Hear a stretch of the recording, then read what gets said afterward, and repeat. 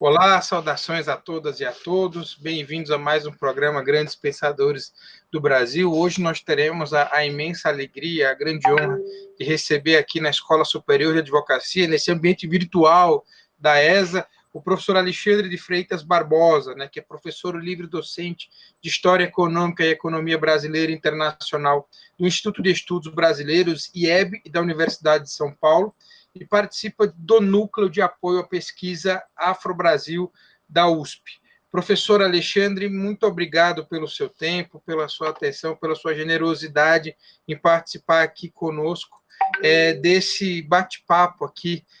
Eu agradeço já em meu nome, naturalmente, mas também em nome de toda a advocacia de São Paulo, da advocacia do Brasil. Muito obrigado, professor.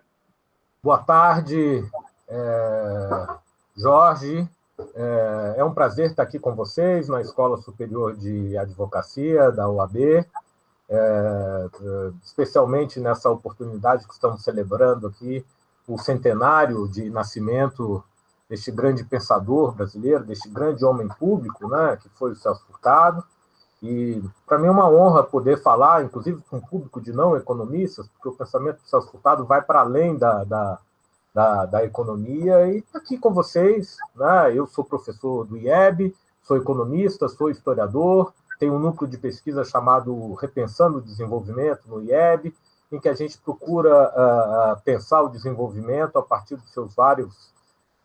das suas várias dimensões, e obviamente que Celso Furtado é uma das matrizes para se pensar o pensamento sobre o desenvolvimento no Brasil e no mundo. Professor Alexandre, para a gente começar aqui esse nosso bate-papo, eu queria fazer uma pergunta que até vai bem de encontro ao seu núcleo de pesquisa, Quais são os alcances do conceito de desenvolvimento em Celso Furtado? Você que é um grande estudioso do pensamento do Celso Furtado. Essa é uma pergunta, vamos ver por onde a gente cobre essa pergunta. O Celso Furtado é, obviamente, um grande economista brasileiro, um grande pensador econômico, mas ele, diríamos, imprime a sua marca no pensamento sobre desenvolvimento, não só no Brasil e na América Latina, no mundo, ao pensar a especificidade do desenvolvimento na periferia. Então, quando ele está pensando o desenvolvimento, e obviamente que tem a dimensão econômica do desenvolvimento, você não pode falar de desenvolvimento se você não falar sobre elevação da produtividade. Mas o Celso Furtado, obviamente, para você ter desenvolvimento, você precisa ter elevação da produtividade, você tem que ser capaz de produzir mais com menos, ou seja, utilizando menos recursos, mas, ao mesmo tempo, você tem que ser capaz de incluir socialmente os integrantes de uma sociedade, no caso, ele pensava numa nação, e, ao longo da sua trajetória, Celso Furtado também colocou bastante relevância na questão ambiental, especialmente a partir dos seus estudos dos anos 70. Mas o que é interessante é que, quando ele começa seus principais escritos ali, tem a Formação Econômica do Brasil, de 59, que é o seu texto clássico, ele tem um outro livro de 61, Desenvolvimento, Subdesenvolvimento, que é uma coletânea de artigos, que ele tenta mostrar que o subdesenvolvimento é o outro lado do desenvolvimento, que é o processo de transformações sociais e produtivas no centro do capitalismo. Então, na verdade, influenciado pelo Raul Prebisch, o pensador argentino, que foi o líder da CEPAL, da Comissão Econômica para a América Latina, Celso Furtado trabalhou de 49 a 57 na CEPAL, que foi a entidade que gerou uma revolução no pensamento sobre desenvolvimento em escala mundial. Até então, não se havia pensado o desenvolvimento fora dos países centrais. E mesmo nos países centrais, o desenvolvimento era visto como se fosse algo espontâneo ou como se fosse resultado de um conjunto de variáveis econômicas, ou ampliação do investimento ou progresso técnico leva a melhoria dos padrões de consumo e a elevação do emprego. Então, uma relação entre variáveis econômicas onde a dimensão temporal, histórica, não estava presente. E se tentava pensar os países da periferia, muitas vezes por analogia, como se nós, um dia, teríamos que ser desenvolvidos como eles, seguindo um conjunto como eles, os países centrais. Então, Celso Furtado vai dizer o seguinte, olha, o nosso processo de formação econômica e social é um processo que se dá historicamente a partir de uma posição subordinada e dependente no sistema internacional. Então, o próprio desenvolvimento, a própria industrialização, a própria transformação das estruturas sociais vai seguir trajetórias muito peculiares. Isso não quer dizer que eu vou ter que criar uma nova ciência econômica para a periferia, uma nova ciência social para a periferia, mas tentar entender esse nexo, essa dualidade entre centro e periferia, e mostrar como o subdesenvolvimento exige um esforço de teorização autônomo. Porque as premissas que existem aqui, um excedente de força de trabalho, a produção de produtos primários, toda a infraestrutura organizada para a exportação, a ausência de um Estado capaz de executar políticas públicas, a concentração do poder nas classes dominantes de uma matriz agrária, todos esses fatores vão entrar dentro da teorização, ou seja, as premissas que existem aqui são as diferentes das que existem na Inglaterra, na Alemanha, na França, no Japão, na Rússia. Agora, as categorias a serem utilizadas são as categorias que estão disponíveis no amplo repertório das ciências econômicas e das ciências sociais existentes na Europa, né? Então, ele vai usar os autores neoclássicos, vai usar principalmente Keynes, vai ser influenciado por Marx. Então, é um pensamento eclético, mas, ao mesmo tempo, fundado na objetividade, ou seja, o Celso Furtado não era apenas um teórico, né? Ou seja, as suas formulações teóricas, os seus conceitos, são construídos a partir de uma realidade histórica muito peculiar, né? Então, é interessante que, na verdade, é um nordestino, é um homem que vem do centro, que vem do sertão, né? E que chega no Rio em 1940 para fazer direito, depois já está indo em 45 para o Teatro da Guerra, na Itália, como oficial da FEB, depois vai fazer o seu doutorado em 48 na Sorbonne, em economia, um advogado que vai fazer... E depois vai estar à frente da principal entidade em termos de pensamento econômico, inclusive formulando políticas de desenvolvimento para os vários países latino-americanos, para voltar ao seu país e se encarregar de um projeto de desenvolvimento do Nordeste. Ele vai se encarregar do grupo de trabalho, do documento do grupo de trabalho sobre o desenvolvimento do Nordeste, que vai ter uma perspectiva de, já no governo JK, um conjunto de políticas voltadas para o desenvolvimento do Nordeste, inserindo o Nordeste no quadro mais amplo do Brasil. Então, eu gosto sempre de falar que o Celso Furtado ele trabalha em várias escalas.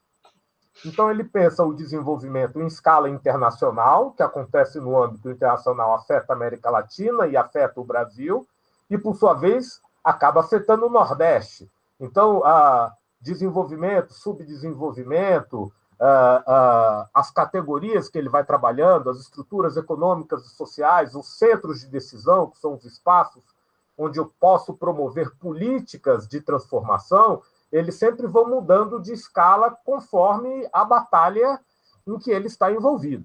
Então, o Celso Furtado é um guerreiro, né? Ou seja, é um pensador que faz parte do objeto que ele estuda, ele procura atuar sobre esse objeto. Então,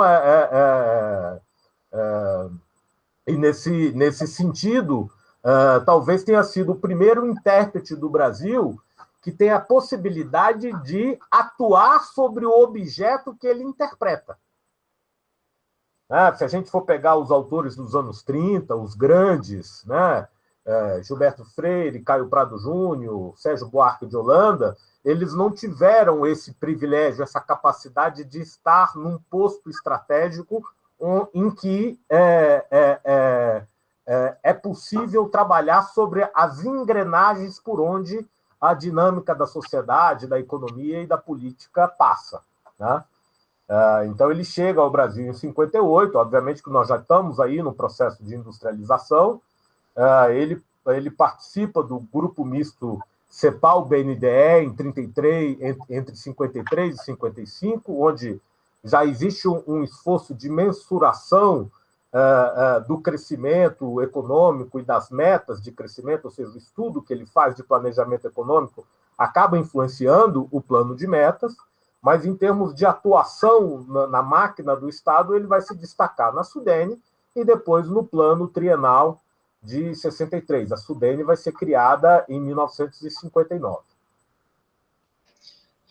Professor, como é que a gente poderia sintetizar as preocupações de Celso Furtado com a identidade cultural brasileira frente ao capitalismo e suas contradições?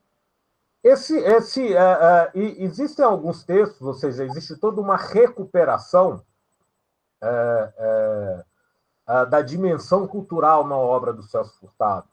E geralmente se utiliza algumas obras, por exemplo, ele tem um livro chamado Criatividade e Dependência na Civilização Industrial, um livro que 77, né? Ou seja, já é um livro do Celso Furtado. O Celso Furtado vai ser exilado, ou seja, vai estar na lista dos 100 primeiros exilados do golpe de 64. Né? E a contragosto, inclusive, porque se a gente lê os Diários Intermitentes, que eu recomendo a todos a leitura, é um livro que compila os vários diários que Celso Furtado escreveu ao longo da vida, desde jovem, no ginásio pernambucano, em Recife, até já nos anos 2000, depois que ele foi ministro da Cultura, foi organizado pela Rosa Freire da Guiar, que é a viúva do Celso Furtado, e uma grande jornalista, tradutora, intelectual. Nesse livro, ele fornece algumas... a gente percebe que ali a questão da cultura está presente na sua obra desde o início. Então, quando ele vira um professor, propriamente dito, na Sorbonne, era esse o ponto que eu estava me referindo, ele fala, olha, eu descobri que eu nunca fui um intelectual propriamente dito.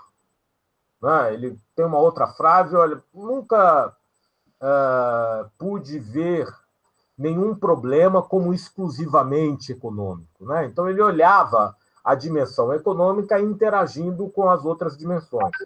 Então, ele, antes de ser ministro da Cultura, ele já começa, quando ele está no exterior, professor, a se debruçar sobre a dimensão cultural. Mas se a gente olha a formação econômica do Brasil, em todo momento, a dimensão cultural está presente.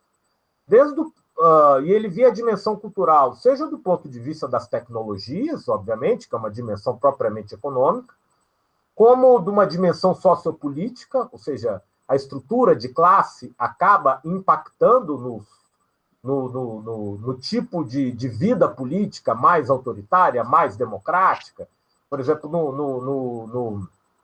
no Formação Econômica do Brasil, tem um momento que ele faz um contraponto entre o Brasil e os Estados Unidos. E esse contraponto não é só econômico.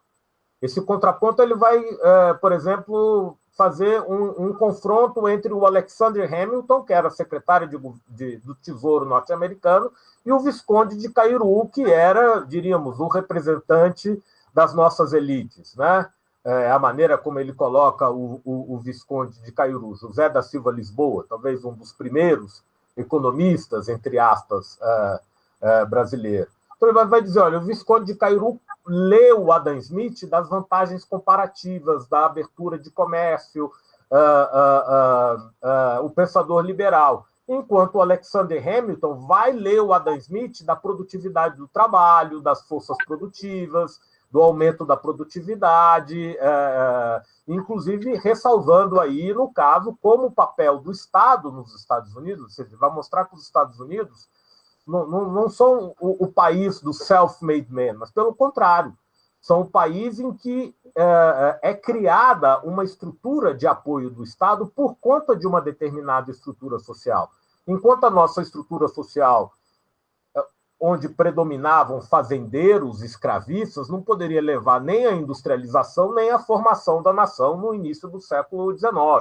Então, veja bem que isso é... Ou então, por exemplo, ele vai se referir à crise de convertibilidade do mil-réis, ali na virada do Império para a República.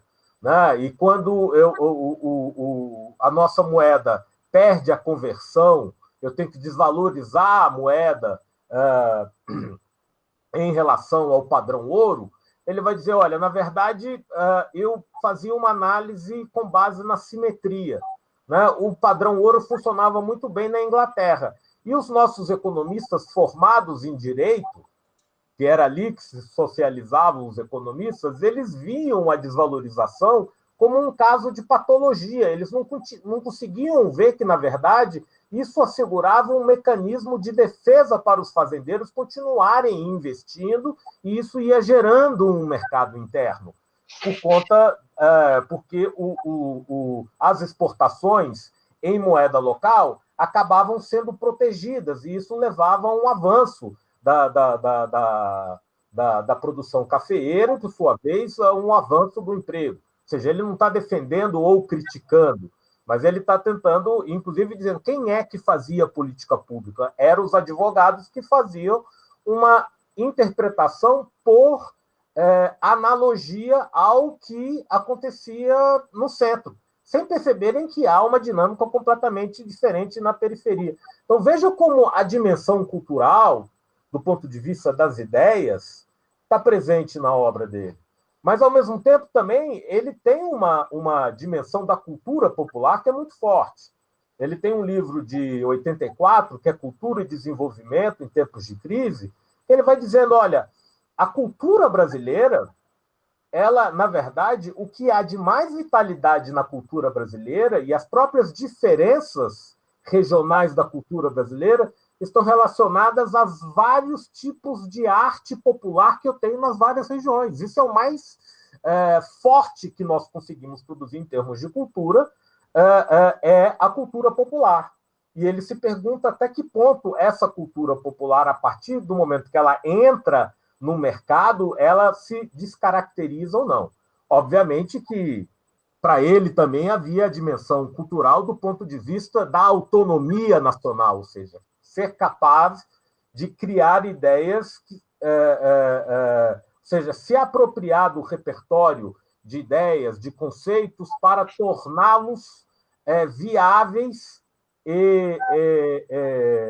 não só viáveis, mas viáveis, tornar essas ideias, esses conceitos viáveis e, ao mesmo tempo, suscetíveis de levarem ao desenvolvimento nacional.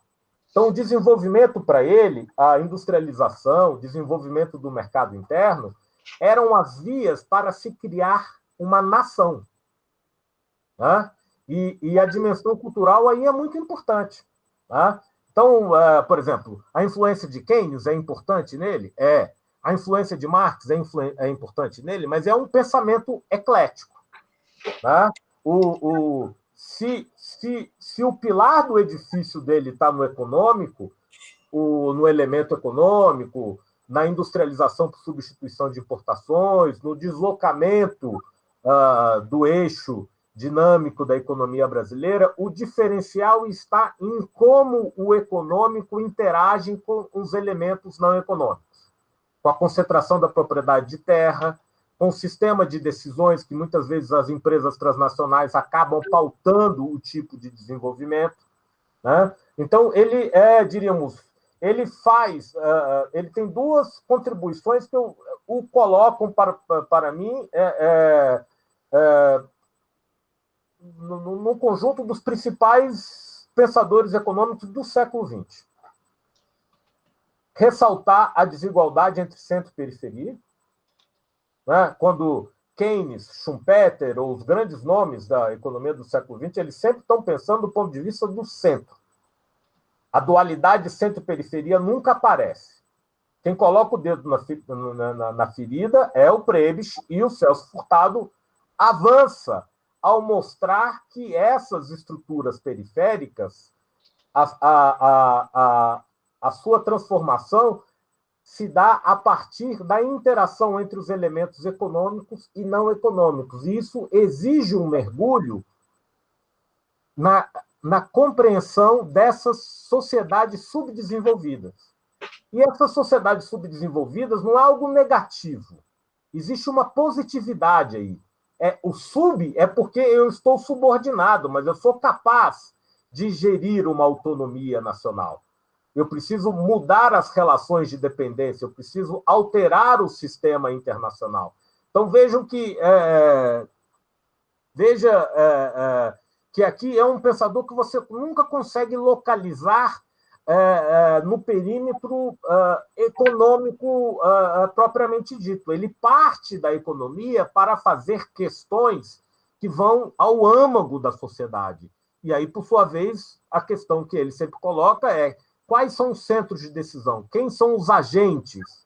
Então, você lê Formação Econômica do Brasil, em 59, um livro que fala de história, e as pessoas estão quase que fazendo parte desse romance para superar o subdesenvolvimento. Existe uma leitura de que o Celso Furtado dizia que a industrialização ia resolver todos os problemas brasileiros. Na verdade, quando ele fala de modelo de industrialização por substituição de importações, ele está dizendo que a nossa industrialização é específica e problemática. Então, ele rastreia, ele diagnostica. É quase como se fosse um Marx dos trópicos. Só que a superação, a dialética, não é pela classe trabalhadora, é pelo Estado atuando em conjunto com a burguesia e com a classe trabalhadora que estão surgindo nesse momento. Então, obviamente, alguns leitores mais à esquerda vão questionar. Ele está pensando, ele tem um livro de 62 que ele fala de uma pré-revolução brasileira. E talvez até superestime o papel do Estado nesse processo de desenvolvimento. Alguns críticos, como Fernando Henrique Cardoso, especialmente Florestan Fernandes, que também está fazendo o centenário, nosso querido mestre Florestan Fernandes, vai falar: Furtado, e as contradições de classe que estão por trás desse Estado? Né? Mas, como diz o meu querido mestre Francisco de Oliveira, que infelizmente também não está entre nós, toda a política econômica brasileira de 50 para cá foi pensado contra ou a favor do Celso Furtado. E, ao mesmo tempo, seguindo também o Francisco de Oliveira, o Celso Furtado foi o mais ideológico dos nossos pensadores, porque em cada livro ele via as condições políticas e tentava fazer uma interpretação que pudesse atuar sobre elas. É por isso que os seus livros, às vezes, envelhecem, entre aspas, em termos da proposta que ele, 2 anos depois, ele já não era mais viável. Mas a estrutura argumentativa ele recupera e, no próximo livro, ele mantém a análise tentando trazer uma outra utopia. Então, por isso que quando os meus alunos me dizem: professor, estou lendo Furtado, eu pergunto: qual Furtado? Porque é um autor que ele refaz a sua estrutura argumentativa de conceitos para tentar mostrar, por exemplo, só para dar um exemplo para ficar mais concreto, nos anos 50 e 60, era importante industrializar e fazer as reformas de base. Nos anos 70, quando ele está lá fora e já não tem capacidade de atuar sobre o Estado, ele vai falar: nós nos industrializamos e o subdesenvolvimento se aprofundou. Nós criamos a sociedade mais desigual do planeta. Esse é um caso de mau desenvolvimento. Então, ele não vai chegar e dizer: eu errei. É que a análise está sempre junto com uma utopia. E a reconfiguração do sistema internacional torna cada vez mais distante aquela utopia que ele professa. Então, ele vai dizer num livro, O Mito do Desenvolvimento, 74, vai falar: olha, aquele mito que eu acreditei do desenvolvimento virou, na verdade, uma ideologia de propagação da Revolução Burguesa a favor das classes dominantes brasileiras. Houve um processo de reapropriação dessa ideia. Ele vai desistir? Não, é por meio do diagnóstico. Ele vai tentar... Então, mesmo que amargurado, ele está sempre recompondo o seu edifício conceitual e teórico para fisgar a história. Mesmo quando a história o expulsa do palco central, como acontece no golpe de 64. Professor, falando no golpe de 64, eu queria lhe perguntar agora se as análises de Celso Furtado da sociedade após o autoritarismo, elas podem servir de base para novos olhares sobre o nosso momento histórico atual. Eu acho que sim. Obviamente que é muito difícil a gente... eu sempre costumo brincar em sala de aula, brincar de maneira séria, né? Que a gente quando a gente atualiza um autor, a gente atualiza o método. Ou seja, eu não posso chegar, se Celso Furtado estivesse aqui, quem sou eu para... que recurso eu posso chegar e dizer se Celso Furtado estivesse como se eu tivesse um oráculo ou uma bola de cristal furtadiana? O que ele nos traz é o método. Mas eu posso, por exemplo, aproveito aqui, eu fiz uma resenha sobre esse livro, que eu devorei quando saiu, porque ali está um Celso Furtado que não escreveu para ser publicado, para ser lido. São seus diários, ali a gente tem quase que o acesso ao seu inconsciente, nos diários intermitentes, livro ao qual eu já fiz menção. E eu fiz uma resenha chamada O Evangelho da Razão segundo Celso Furtado. E, num determinado momento,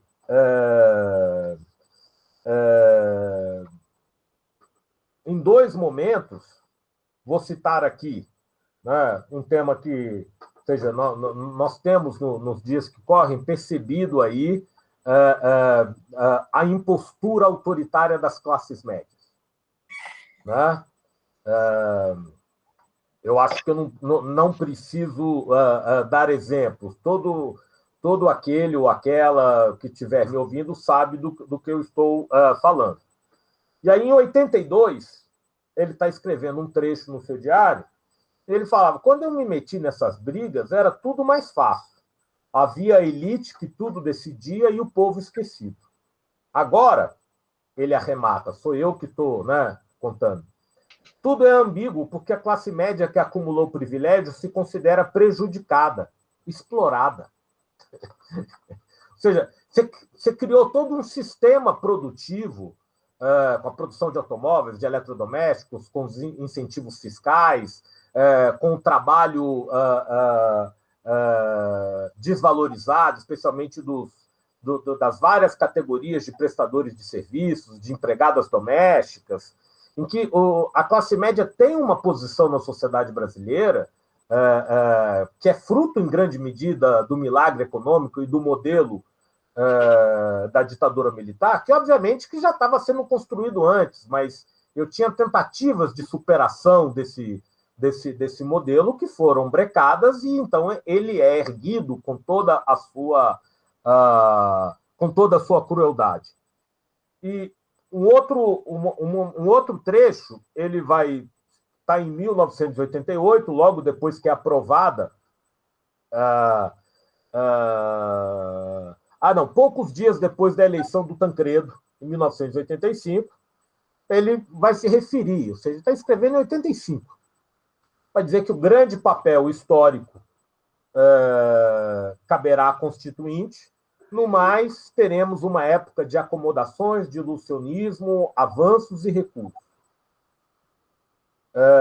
E o grande desafio vai ser como a nova geração vai enfrentar, abre aspas, a impostura do autoritarismo introjetada, ainda que inconscientemente, por grande parte da classe média.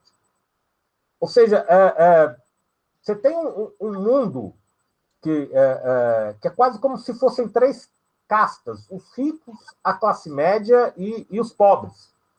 Ele tem um livro, um projeto para o Brasil de 68, que ele dá um pouco esse quadro.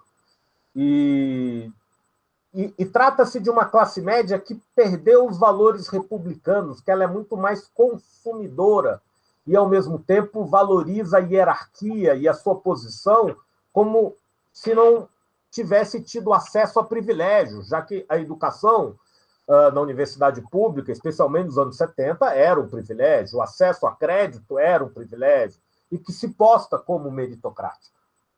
Né? Então, essa é uma das chaves de leitura do presente, quando a gente vê esse movimento organizado dessas classes médias contra, né, o processo de redução da desigualdade. Eu sou muito crítico a várias das políticas, a ausência de projeto dos governos do PT, do Lula, mas, inegavelmente, nós tivemos avanços. Mas eu diria que, apesar dos avanços sociais, do crescimento da economia, do emprego, da redução da desigualdade, faltou um projeto de alteração da posição brasileira no sistema internacional, de produzir bens de maior vanguarda tecnológica. Ou seja, o Celso Furtado falava de uma dessimetria entre o setor produtivo e a sociedade. É quase como se nós tivéssemos, em alguma medida, graças à ascensão da China e ao boom das commodities, tido acesso a um padrão de consumo, uma grande quantidade de bens, computadores e todo um conjunto de bens, e mesmo de máquinas para indústrias, a preço barato, inclusive ampliando os padrões modernos de consumo para além da minoria modernizada que o Celso Furtado via nos anos 70. Mas eu não consegui criar uma estrutura produtiva que pudesse gerar ganhos de produtividade e justificar e dar um salto além. Então, eu consegui, nesse período favorável, aumentar emprego, aumentar salário mínimo, mas o setor produtivo não deu um salto. Eu melhorei as condições da sociedade e o setor produtivo se manteve na sua precariedade. E mesmo vários segmentos que tiveram ganhos de consumo, uma melhoria da posição social, em termos de inserção na sociedade, no mundo do trabalho, tinham uma inserção, diríamos, basicamente precária.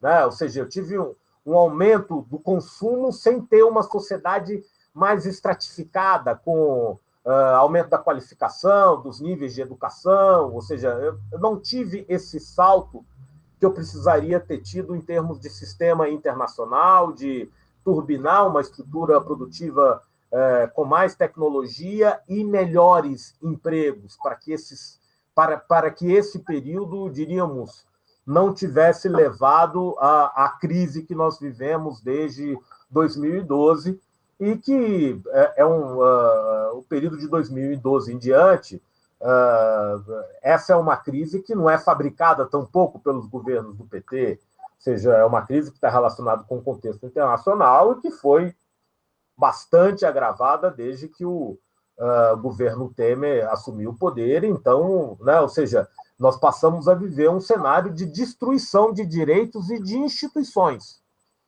Se a gente tinha um capitalismo subdesenvolvido, mesmo industrializado, hoje nós corremos o risco de perder as indústrias, de perder os centros de sofisticação em termos de pesquisa, tecnologia, os grandes centros de... Ou seja, tem um anteprojeto de destruição do setor produtivo, das universidades e da produção de ciência e tecnologia no Brasil. Nós vivemos o período mais antifurtadiano da nossa história. Agora, a questão é o seguinte, Celso Furtado ele sempre procurava atuar a partir do Estado, antes de 64, ele tinha um diagnóstico crítico, mas ele também procurava desvendar quais elementos que possibilitavam um salto em momentos de crise. Nesse mesmo livro que eu citei, Cultura e Desenvolvimento em tempos de crise, ele tem uma imagem muito forte.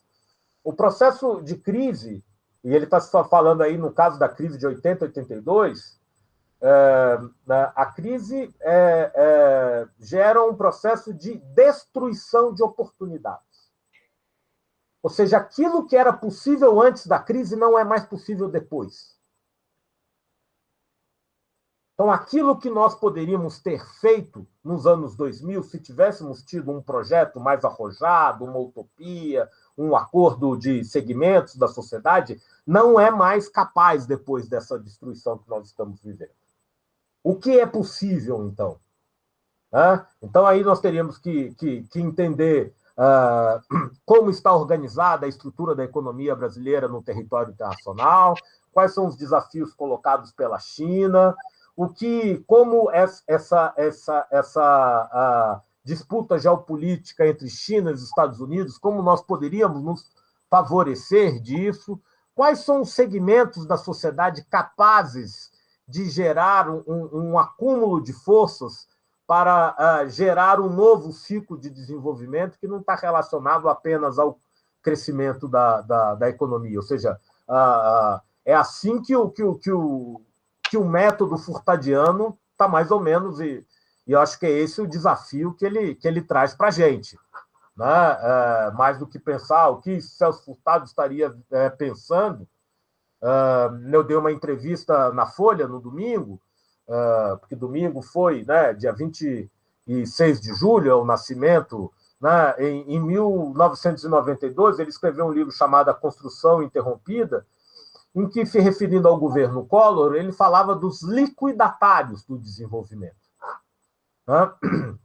E, na verdade, nos anos 90, com a abertura indiscriminada, né, o plano real sendo não só um plano de estabilização, mas um plano que tenta, diríamos, reduzir o papel da economia e da sociedade brasileira no sistema internacional, ele referia-se, em 92, aos liquidatários do desenvolvimento.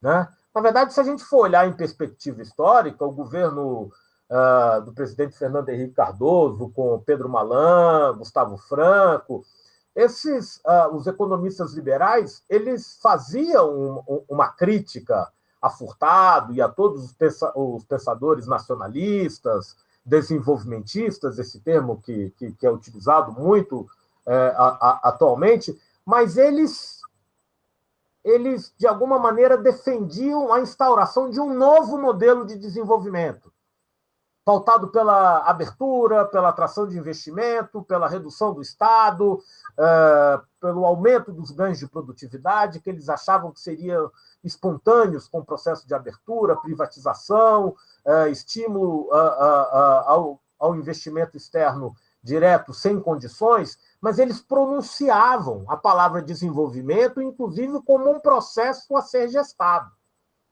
A gente sabe que com a crise de 2000, 2002, com a desvalorização do real, isso não deu certo.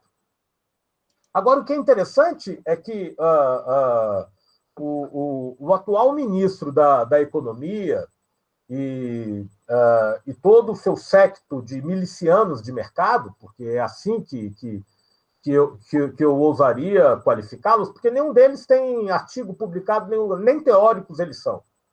Eles não têm experiência de gestão da máquina pública. Os verdadeiros liquidatários estão aí.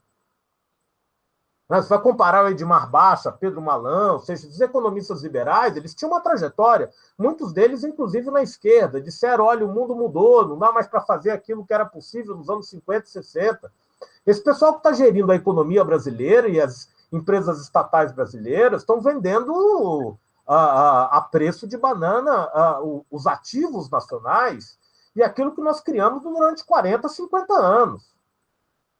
E o Brasil virou um território, na verdade, que está sendo presa de vendendo os ativos a preço muito barato e sequer eu vou desenvolver nexos de solidariedade econômica entre as várias regiões, entre os diversos setores produtivos.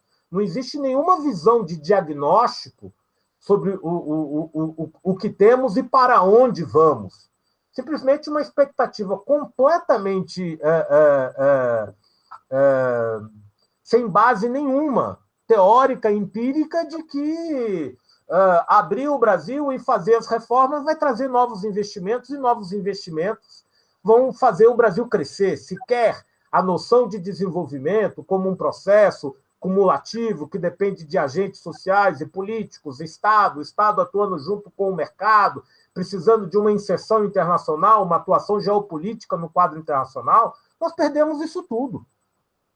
Talvez eu tenha sido categórico, Jorge, mas é assim que eu tenho capacidade de ver o que nós estamos percebendo, e eu acho que o Celso Furtado e o seu método histórico-estrutural não deu para a gente desenvolver com detalhe quais as características do método estrutural, mas a gente precisa entender primeiro o que aconteceu de 88 a 2016. Porque mesmo os segmentos mais à esquerda, às vezes tem uma leitura muito política, muito ideológica, defendem o governo Lula como se fosse a quinta maravilha do mundo, sem ver os desafios, ou seja, essa noção faltou uma veia crítica e uma veia utópica, ou seja, houve a perspectiva de que era só tomar o Estado num contexto democrático, fazer uma grande coalizão, distribuir renda, e isso faz a roda da economia girar. Essa é uma visão muito ingênua, e talvez uma visão ingênua e desconhecedora da profundidade da análise do Celso Furtado, que mostrava a desigualdade do capitalismo brasileiro, como nós nos inserimos de maneira subordinada no sistema internacional. Então, não houve uma concepção, uma assimilação do desafio que nós tínhamos como nação num momento tão importante como aquele dos anos 2000. Mas agora, a história não volta atrás, ela sempre vai para frente, né? Então, acho que agora precisamos entender, a partir desse método histórico-estrutural, as várias dimensões da sociedade, da economia, e tentar entender de onde nós podemos encontrar pontos de apoio para voltar a pronunciar a palavra desenvolvimento e em quais condições. Obviamente que não vai ser um desenvolvimento como aquele dos anos 50 e 60.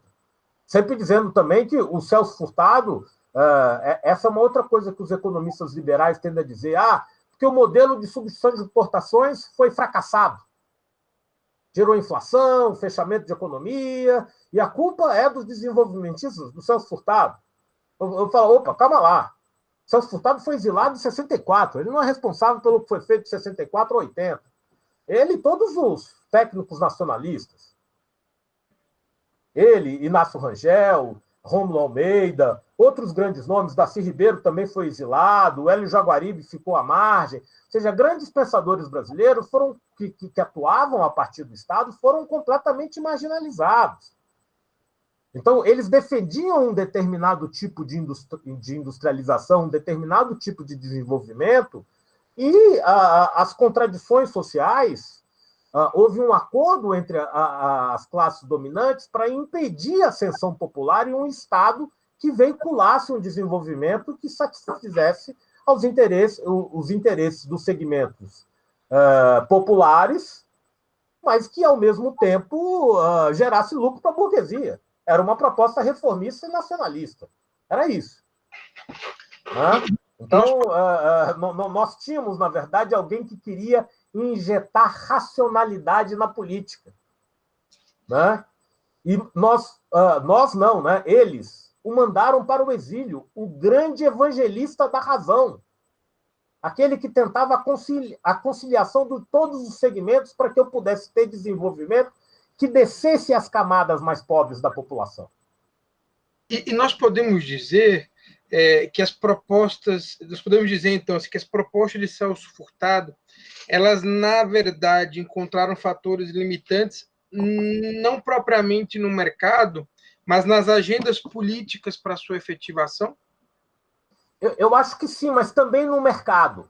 Também no mercado. Também no mercado, porque vários dos segmentos da burguesia industrial e e dos grandes latifundiários acabaram se unindo. E isso está num grande trabalho do sociólogo Fernando Henrique Cardoso, empresário industrial de desenvolvimento econômico, e é interessante que muitas vezes as pessoas fazem, e esse é um livro que tem essa tese de livre docência do Fernando Henrique, apresentada em 63 e publicada em 64, às vésperas do golpe, é visto, e é uma crítica ao Celso Furtado, mas é uma crítica de quem aprendeu muito com o Celso Furtado. Ou seja, alguém que assimila o Celso Furtado, mas fala, Furtado, você não está mostrando as contradições da estrutura de classe. O que é interessante é que o Celso Furtado também já estava percebendo isso, mesmo sem ser sociólogo. Então, em 64, no mesmo momento que o Fernando Henrique está escrevendo esse livro, ele escreve um livro chamado Dialética do Desenvolvimento. Nesse Dialética do Desenvolvimento, é o anticlímax, é o oposto do pré-revolução brasileira dele de 62. Em 62, ele se dirige à nação dizendo, olha, nós já temos a consciência dos nossos problemas, a consciência do subdesenvolvimento, e nós sabemos como superar o subdesenvolvimento com tais reformas. Em 64, quando é lançado esse livro, Dialética do Desenvolvimento, ele está dizendo por que deu errado. Então, esse é um autor. Tem um depoimento da professora Maria Conceição Tavares, uma das grandes discípulas do mestre Furtado. Aí, para quem quer se aventurar no maravilhoso mundo do Celso Furtado, tem a cinebiografia feita pelo exímio cineasta, é um trabalho de altíssima qualidade, o José Mariani, O Longo Amanhecer, que conta a trajetória do Celso Furtado e, ao mesmo tempo, utiliza depoimentos de grandes especialistas e discípulos, né? Então, a Conceição fala, olha, Celso Furtado está fazendo o diagnóstico crítico, está tentando fazer a composição com todas as forças políticas e, ao mesmo tempo, está sempre pensando além na linha do horizonte, por onde é que nós vamos encontrar o caminho possível para a superação do subdesenvolvimento. Então, eu acho que, além de método, do método dele, a postura dele, crítica e, ao mesmo tempo, utópica, é algo que deveria iluminar. Eu acho que o centenário dele vem em um bom momento, deveria iluminar os segmentos mais à esquerda da sociedade, porque, na maneira como eu acredito, e eu não sou filiado a partido nenhum, eu acho que as propostas de transformação da sociedade no sentido da justiça social, mas também no sentido de aumento da soberania nacional, com o aumento da produtividade, com o setor produtivo empresarial se destacando, se diversificando, essas propostas vêm da esquerda. Né? Eu acho que é só a partir da esquerda que essas... e, obviamente, que a esquerda de todos os tipos, junto com o centro, aqui eu não estou querendo nenhum tipo de postura de segmentação, dizer quem que é bom, quem que... Né? Mas quem sempre tem uma... Quem vive de pensar, sonhar e transformar o mundo é a esquerda.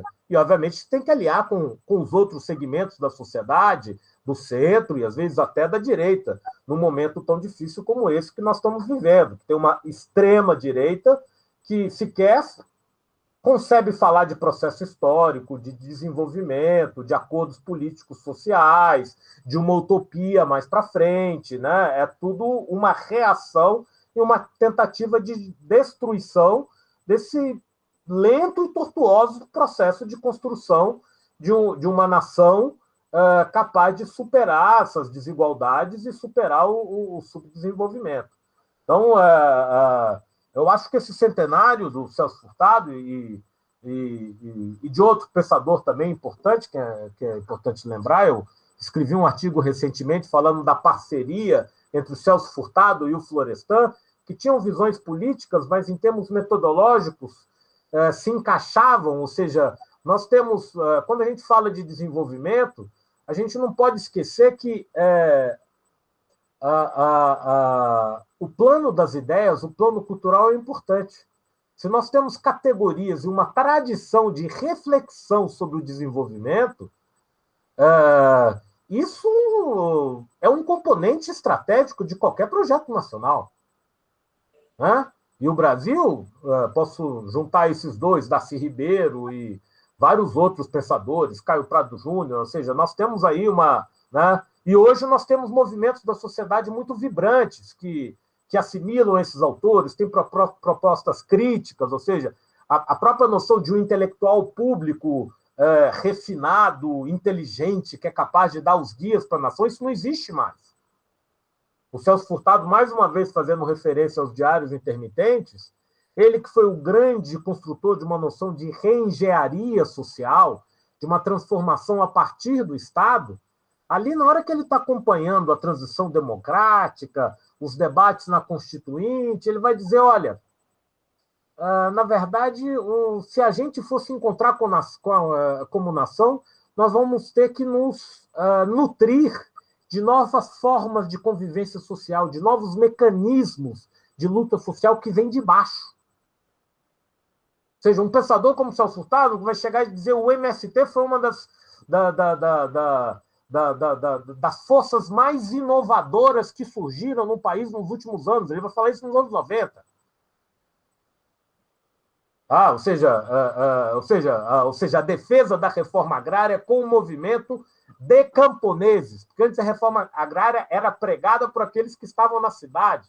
Então, isso para ele é uma reviravolta. Isso é um centro de decisão. Obviamente que o MST comete equívocos, ou seja, ele como pensador, ele não está defendendo determinado partido ou determinado movimento. Obviamente que todo partido, movimento, toda liderança política comete equívocos. O que ele está vendo são possibilidades de transformação, né, de acenar para um projeto de nação. E aí eu deixo a questão, será que esse emaranhado de atores que nós vivemos, de estruturas econômicas sociais, geram uma nação? Será que ainda faz sentido pensar em nação no Brasil hoje? Essa é uma questão difícil, né? E, obviamente, que a resposta não é intelectual, é uma resposta a ser dada pelo processo histórico. Professor, e uma última pergunta, né, se ainda tivermos tempo, relacionado com o momento atual também, com esse cenário político tão conturbado, né?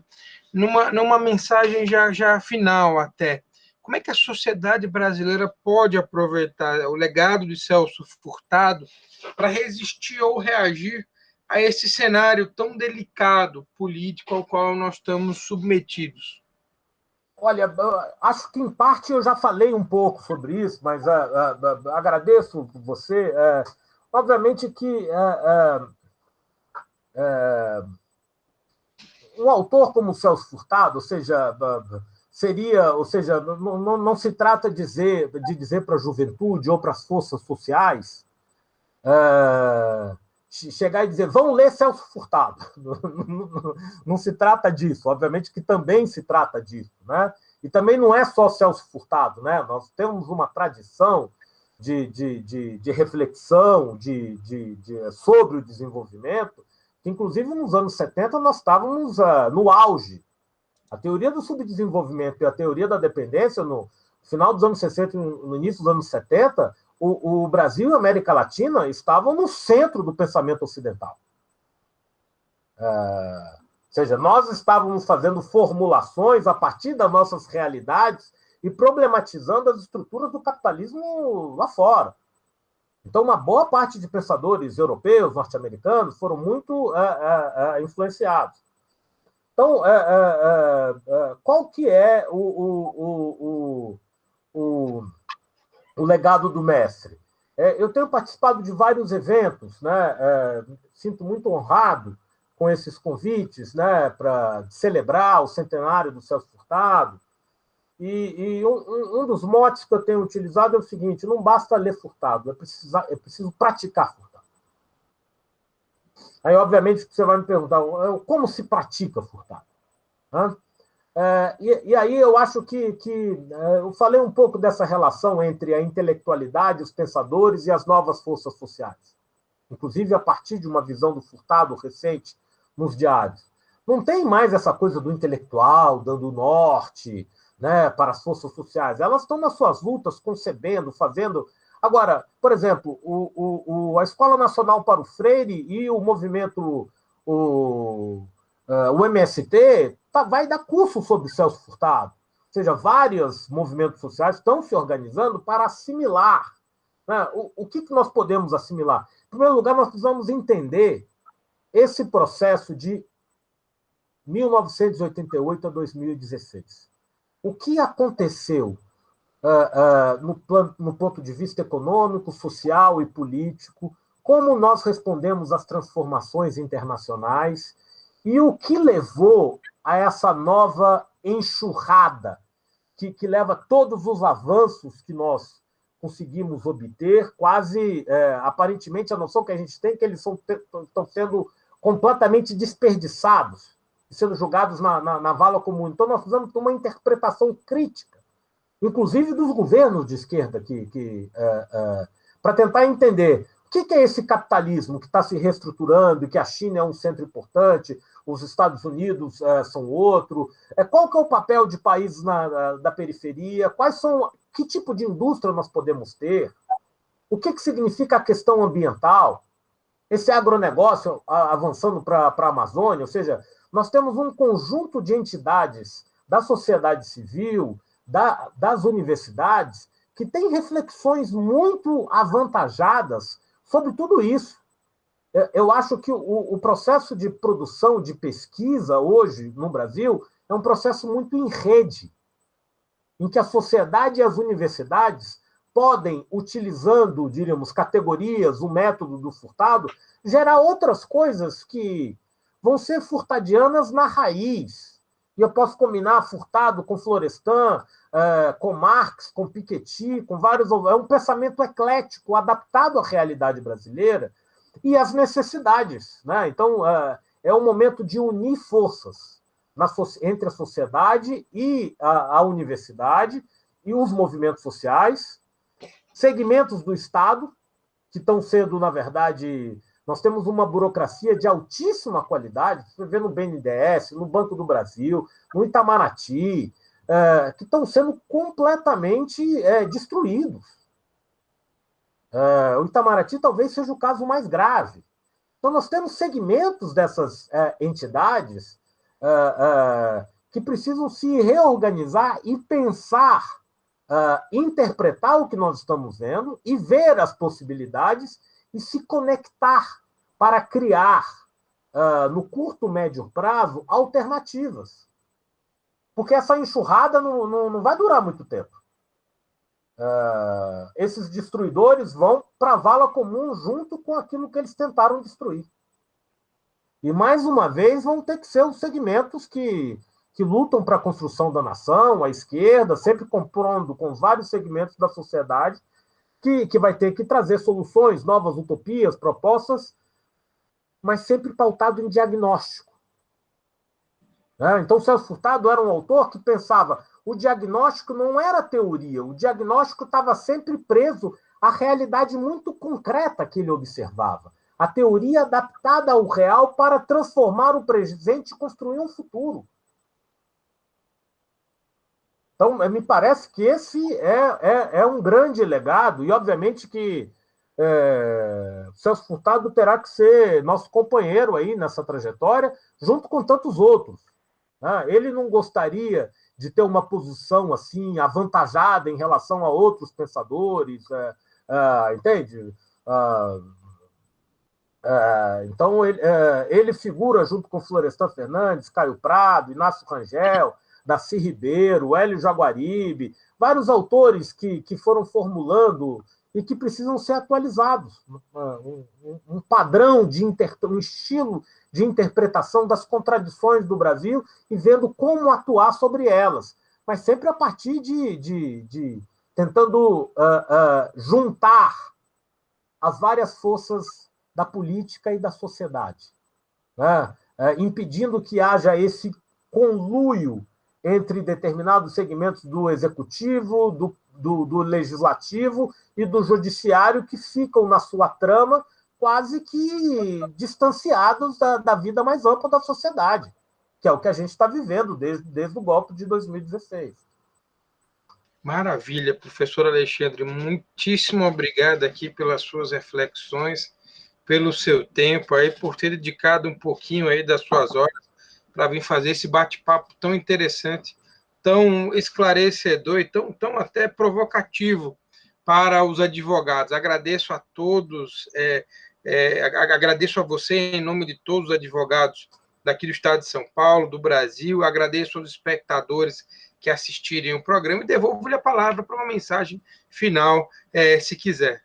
Não, eu só queria agradecer, espero que tenha contribuído, ou seja, queria dizer aqui que eu não tenho bola de cristal, ou seja, estou num processo de eterna autocrítica, tentando investigar, atuar junto sempre com a sociedade, não tenho a pretensão de viver numa torre de marfim, aliado dos processos mais amplos da sociedade.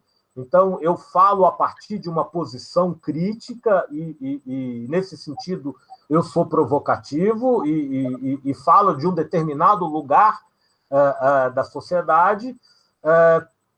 E, nesse aspecto, talvez seja uma influência do Celso Furtado. Ou seja, o Celso Furtado diria, olha, a racionalidade, a utilização dos instrumentos da ciência não está separado dos meus juízos de valor e da minha atuação na sociedade. Eu não consigo separar as coisas.